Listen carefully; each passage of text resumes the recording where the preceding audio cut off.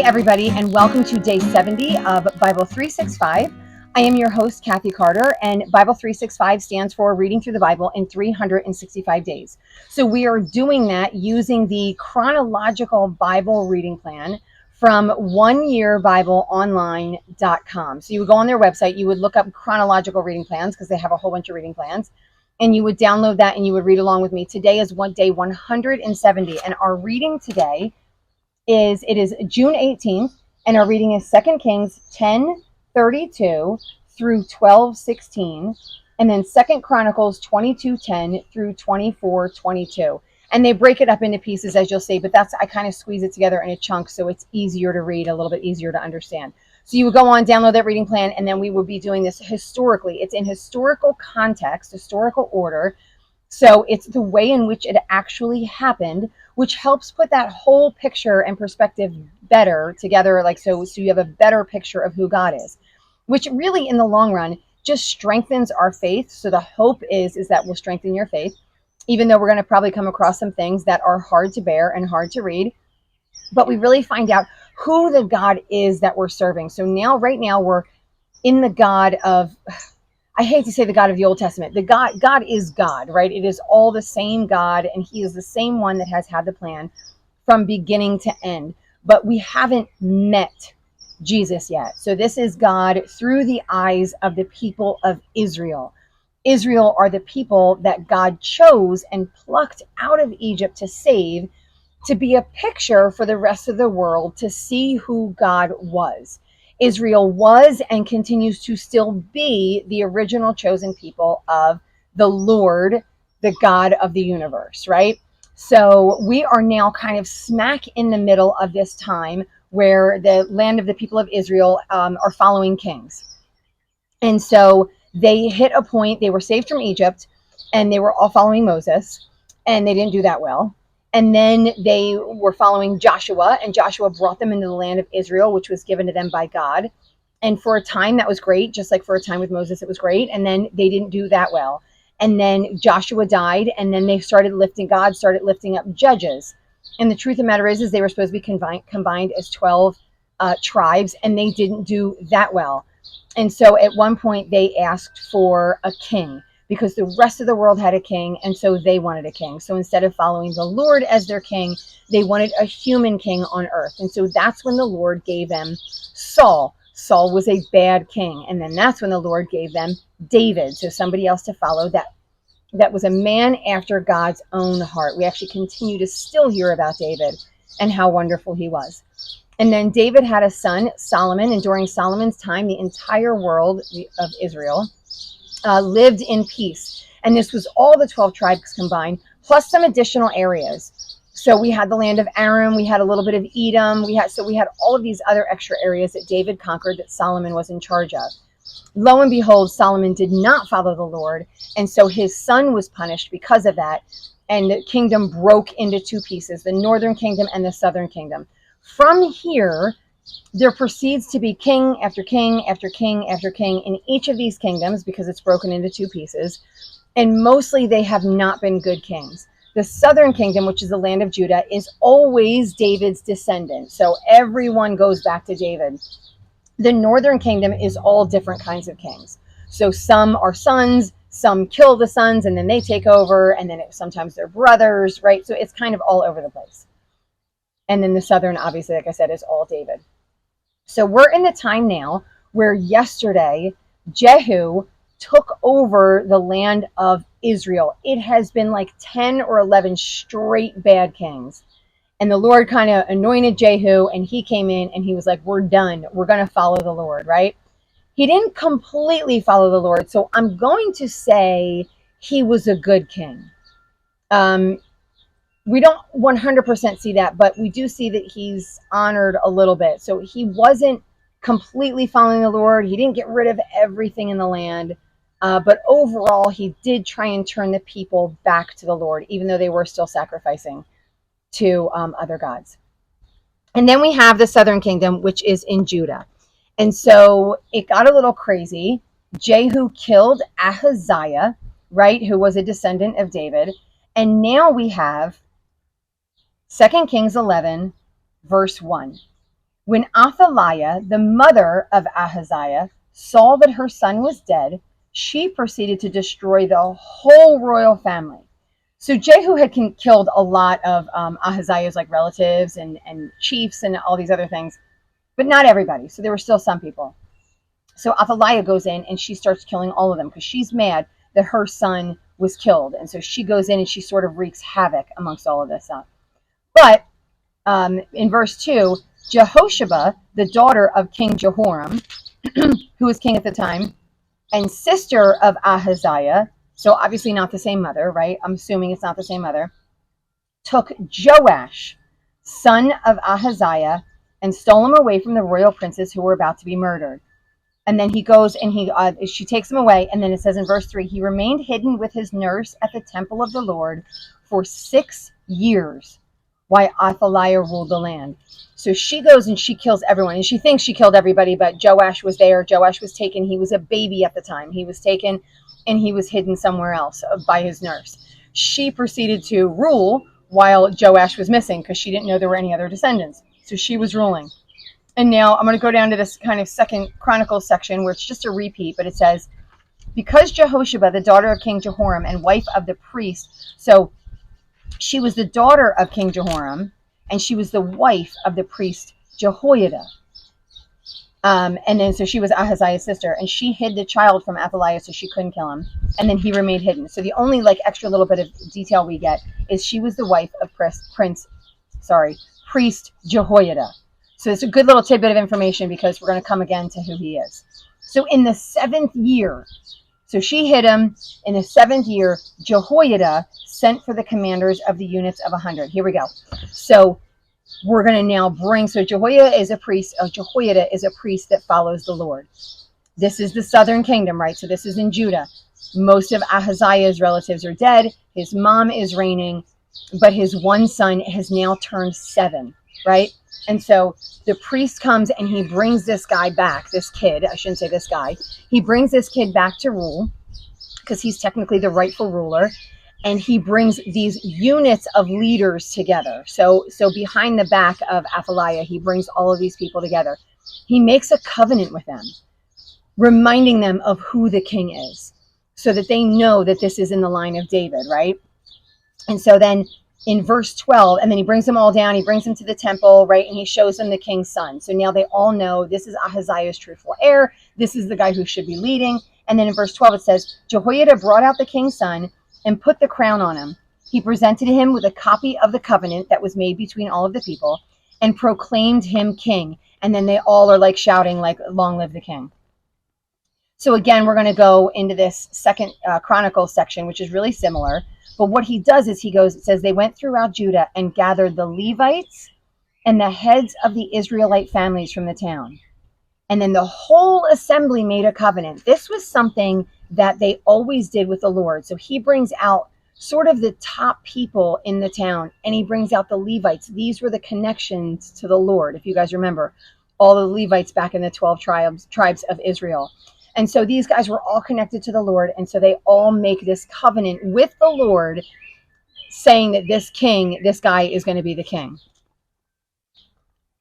So in verse 6, it says, no one is to enter the temple of the Lord except the priests and Levites on duty. They can enter because they're consecrated, but everybody else is. So he's bringing back a lot of the laws of the Lord that the Lord had put in place and that they kind of were all ignoring because they had all turned against God. So the priests are consecrated or cleansed, right? So they can come in, but nobody else can come into the temple. So in verse 8, it says, the Levites and all the men of Judah did just as Jehoiada the priest ordered.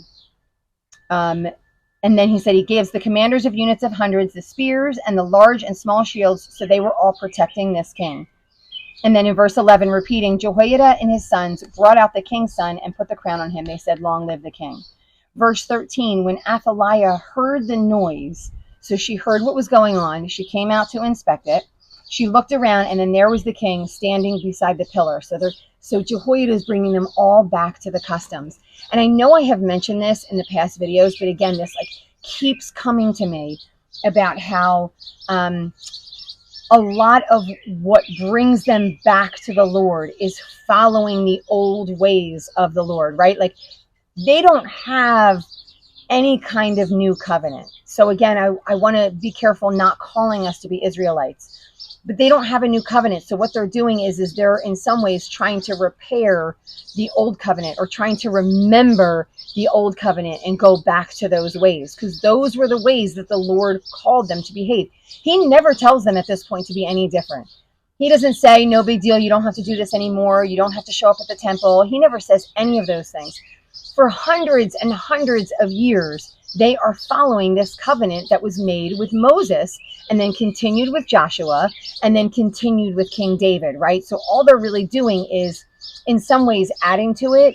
But really, I feel like they're just adding to it. I feel like is the wrong word. Maybe perfecting it is a better word, right? Because they went from, Moses was meeting with God, and then they had like a walking temple where God met them. And then they had a standing temple where God met them in there, right? And then they slowly fall apart and break away from it. And so then they go back to the standing temple. And then they go back to all of those laws and decrees that God had asked them to do, right? They're cleansing themselves, right? They're only having the Levites go in. So these are important tidbits to remember when we try and figure out who the Lord is, right? What is the Lord asking of these people? And he's consistently asking them to be holy. All right, so she hears this, and then she freaks out, right? She calls treason. And then in verse 15, it says, Jehoiada the priest ordered the commanders of the unit, bring her out between the ranks and put sword anyone who follows her. So she must not be put to death in the temple. So again, this is following, right? Death cannot be in the temple. I want to use the word sacrilege because that's a common word that we use, but it's unclean. So her death is unclean. If you guys were with me from Leviticus and Deuteronomy, so death is unclean. Once they either touched someone with death or killed someone, they needed to cleanse themselves for 7 days. So it's considered unclean in the house of the Lord. So she cannot be killed in the house of the Lord. So again, Jehoiada once again is reminding us of what the Lord has asked. So then it says, they seized her as she reached the place where the horses enter the palace grounds, and there she was put to death. So that's where they put her to death, outside of the temple. Then in verse 17 it says, Jehoiada then made a covenant between the Lord and the king and the people, that they would be the Lord's people. So all of them made this covenant together. And then he made a covenant between the king and the people. So they recognized, all of them collectively recognized, that the Lord is the Lord, and this is who we're going to follow. And then after that, the people recognized, this is the king. By the way, he's only 7. And so it's got to be hard to follow him because he's 7. And so this has got to be a really difficult thing to do. Even the understanding of this 7-year-old making a covenant to the people has probably got to be a little bit challenging. But the Lord is with them when they are with the Lord, right? So this is one thing that we always want to remember. When we think things look impossible, so when you think to yourself, like, a 7-year-old can never have enough wisdom to be king, I'm going to agree, but I'm also going to say that the Lord can do miraculous things. And because the Lord promised that David's descendant would be on the throne, this at this point is David's descendant to be on the throne. The Lord is going to come through because all the people are going back to their ways. So the first thing they do is they make a promise to the Lord, and then they make a promise to each other. Okay, so then it says, then he took everybody with them, and then they bring the king down from the temple of the Lord, and then they go into the palace. So they did all of this in the temple, and then they bring him to the palace. It says Joash in verse 21 was 7 years old when he began to reign. So a lot of pressure, right? It says also that Jehoiada placed the oversight of the temple and the Lord back to those Levitical priests. So who knows what happened to them, but now it's back in, just as David had done. He also stationed gatekeepers at the gates of the Lord's temple so that no one who was in any way unclean might enter. So again, this idea of he continues to go back. Verse 1 in 2 Kings 12, in the 7th year of Jehu, Joash became king. So remember, Jehu is the king up in Israel, right? He's the one who kind of cleansed everything out. He's mostly following the Lord, definitely not completely. His people are still sacrificing up there, but he has done a lot to cleanse everything out. He still was worshiping, if you guys remember, he was still worshiping the calves. So he wasn't completely following the Lord. Verse 2, it says, Joash did what was right in the eyes of the Lord, All the years Jehoiada the priest instructed him. And this stood out to me right away. So he reigns for 40 years. He starts at 7. He reigns for 40 years. So he reigns until he's 47. And while Jehoiada was alive, he was a good king. He was following the Lord. This to me is an example of a good priest, right? So this guy protected him hid him and protected him through obviously his most vulnerable of years. He then made him king. Understand, he didn't make himself king, right? He didn't step up and try and take the kingdom. He gave it to the rightful king, and then he led him in the ways of the Lord. And while that was all happening, they were following the Lord, right? All the people of the land were following the Lord, and Joash was following the Lord. Verse 3, it says, though, the high places were not removed, and people continue to offer sacrifices there. So it's like you give them an inch in some ways. And this sounds like I was just at church on Sunday. So, and there was this example that he made, and he was talking about turning towards or away from sin. So he brought up this couple, a husband and wife, and he had the two of them hug each other. She was sin, and he was just a regular person. And then behind him was God, right? So it was God, and then it was a person, and then sin here. And then he hugged him, and he was like kind of like in sin, right? And then he was saved. And once he was saved, he sort of pulled himself away from sin, and so they were sort of facing each other. And the illustration that the pastor was trying to make, which I thought was super awesome, was that he can't keep looking at sin. Right? Like, so what he has to do is he actually has to turn away from sin, and he has to turn towards the Lord, right? So the Lord is here, and it's great. His shadow is kind of falling on the guy, but the guy is still looking at sin. And so one of the things he needs to do is turn away. But one of the things that sort of like stuck in my brain is that I wish that she had like hugged him really, really tight. And when he was trying to pull away, he was struggling to pull away. Because when sin is crouching at your door, which we learned all the way back in Genesis, it is hard not to follow, right? So like we need to tear ourselves in some way, or allow God, really, because what we really need to do is surrender it to the Lord and give the Lord the power to turn away, so sin no longer has that power over us, because it wants to stick to us like glue. So the fact that there were even still high places, sin is calling to them. It's just asking them, like, if God doesn't give you what you want, come to me. Right? Come to me. I'm right here. Drop all of your goods and sacrifice with me. So if you don't get what you want here, which by the way, we want way more than we deserve, and we believe that we deserve it. The fact that I have all of this, the fact that I have this beauty behind me, I don't deserve that, right? I'm not a good enough person. My good does not outweigh my bad, right? And so I don't deserve it. But God has given all of that to me. But what if I want more? And God says no, right? But I want it. And as a matter of fact, I don't just want it. I need it. I need to have it. My kids need to be in private school. We need to go on multiple vacations. Or even a vacation. We need to have better jobs, right? So sin is just standing there going, if you just do this, if you just... Right? So those poles, those Asherahs, those other temples are just calling out to the people. So in some ways, like, they need to be destroyed.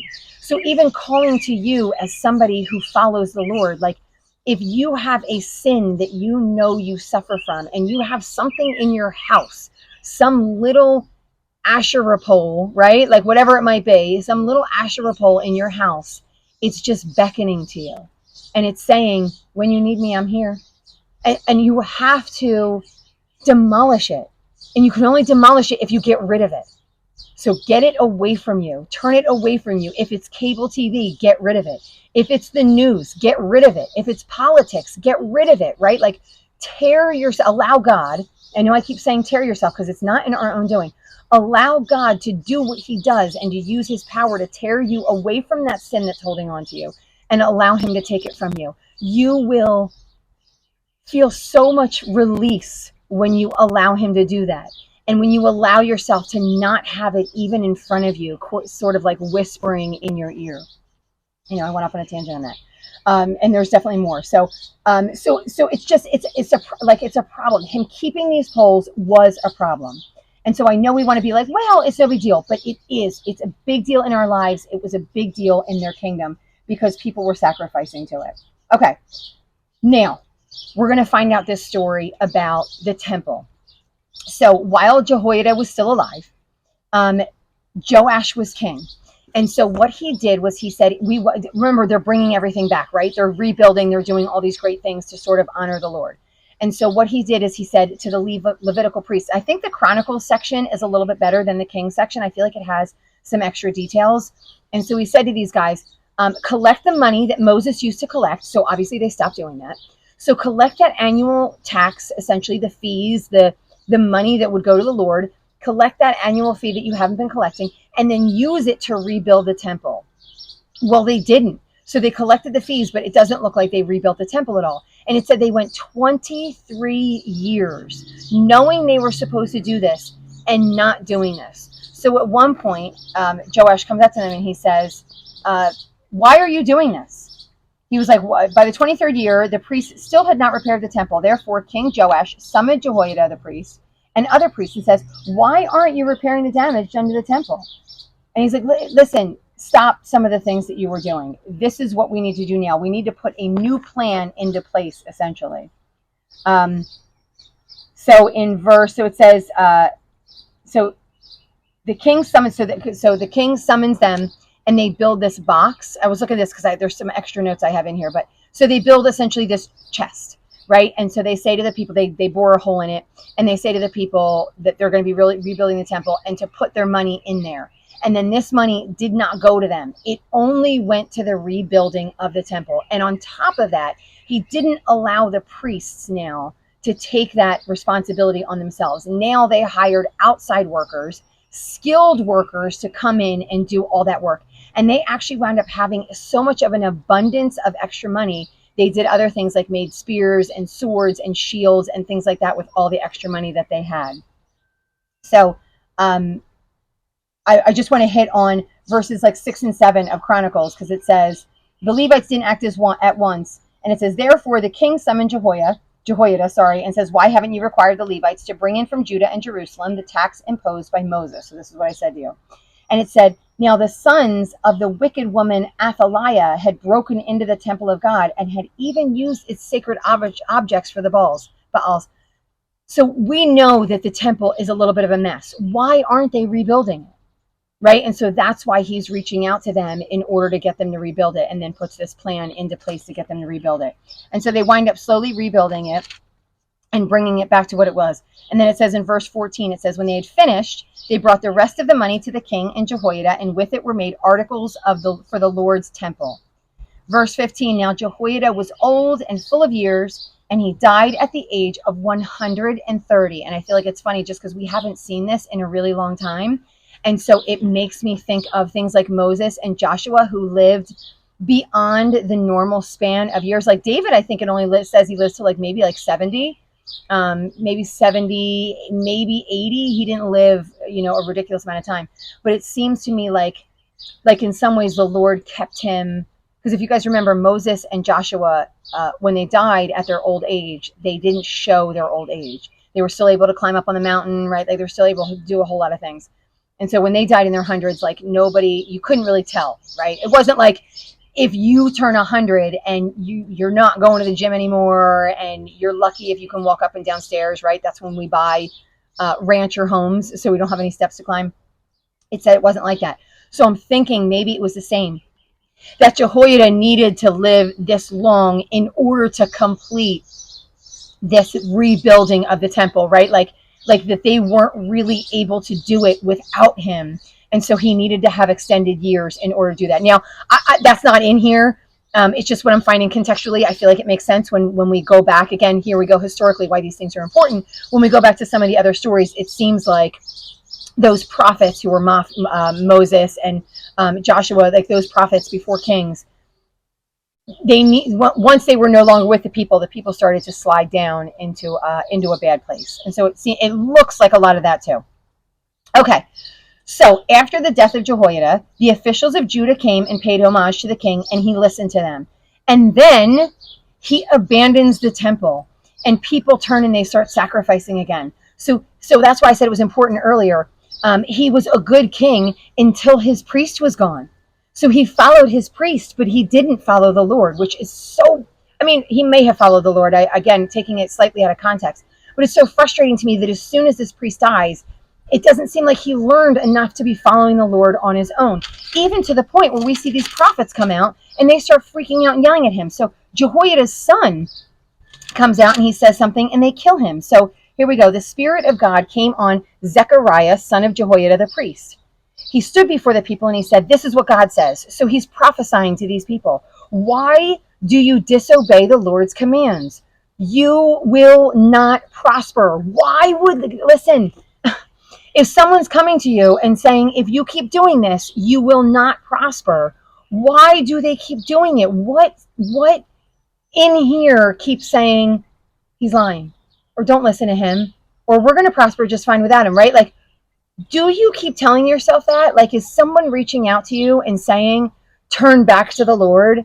And you're like, no, I'm fine, right? Like, I want to challenge you to think about that in your own life. So he says, why do you disobey the Lord's commands? You will not prosper because you've forsaken the Lord and he has forsaken you. So you turn your back and he turns his back to you as well, right? He's patient for so long until he says, this is it. I need to turn away from you. And his goal is always to restore and to bring you back. And then it says, but they plotted against him, and by the order of the king, they stoned him to death in the courtyard of the Lord's temple. Like, I can't list to you how many awful things are there. So this prophet who tells them the way of the Lord, right, to go in the way in which it's good, they stone him in the Lord's, essentially in the Lord's house, not inside, but in the courtyard of the Lord's house. So it's just adding insult to injury for the Lord of this thing. And then as he's dying, he says, may the Lord see this and call you to account. So essentially, I think he's raining down a curse on them.